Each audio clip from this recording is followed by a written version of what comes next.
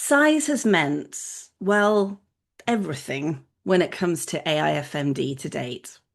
The AUM levels that a manager has across the different funds has made such a marked difference to their experience of being a fund manager. The infrastructure they need, the rules they've got to comply with, it's like light and day across the two regimes as they currently exist. The new AIFMD regime for the UK, which is set out in proposals across consultation papers from both Treasury and the FCA, they aim to create less of a cliff edge between a small and a large regime and more of a kind of graduated increase of rules across small, medium, and large firms, a three-tier regime. But what's it actually going to mean in practice if you're a fund manager? First of all, we need to look at the thresholds because that dictates everything. You need to know that we are now dealing in pounds, not in euros, and you need to know that the calculation is going to be based on NAV, not on AUM. Small fund managers are going to be those fund managers that have less than £750 million of NAV across their funds. That is significantly better than the 100 million level that was originally suggested. Firms falling into the medium tier will be those with a net asset value of between £750 million and £5 billion. And you've probably guessed it by now. That means large fund managers are those with over £5 billion of assets. So let's get back to what it means in practice. In this particular video, I'm going to cover the things that are going to be true for all three types of AIFMs. So, process for change. Previously, when you crossed a threshold, you needed to put in a variation of permission. And it wasn't really a variation of permission. It was effectively a brand new authorization.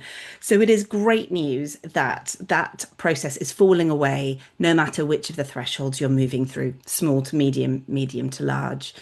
And instead, it's going to be replaced with a really straightforward notification to the FCA, a SUP 15 or material change notification.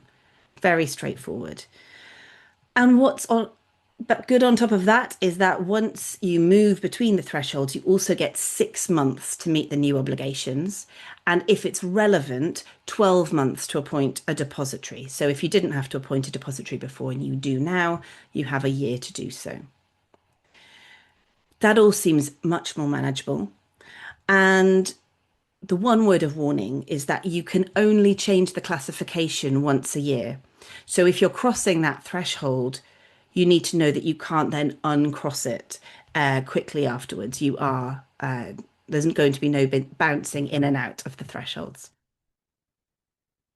So what about the rulebook then? This really does mean that there's a lot of change for all the fund managers because the rules are no longer going to be in AIFMD. They are going to be firmly in a new rulebook called ALTS for Alternative Investment Fund Managers. And so there will be some work in updating policies, procedures, everything else, because we are talking about new rules. However, there is going to be more consistency across the different thresholds. So that means if you're moving from small to medium, medium to large, it's not going to feel like you've just moved into a brand new regime as it did in the past. It will just feel like a step change, increasing, dialing up the rules that apply in various aspects of your policies. So hopefully that reduces the impact of moving regimes, which we know at the moment can be really painful, and we know that firms are often loath to do. So fingers crossed that will overall be good news once the new rule books are in place and that original change has been made. And then reporting. I don't know about you, maybe you love Annex 4 reporting, but I don't think I know many firms that do. And it is going to be replaced with a simpler regime called Frame. And so hopefully that is going to be good news. Again, it applies across the small, medium and large levels, a new, simpler reporting regime where you're informing the regulator about the funds that you've got and about you as a fund manager. So that's it for today. Next up, I'll be looking at the small regime and then the medium regime in separate videos. So keep an eye out for those. And if you've got any questions about the regime or concerns or thoughts, please post them below. Or of course, feel free to send me a direct message if you would like some more intel. Okay.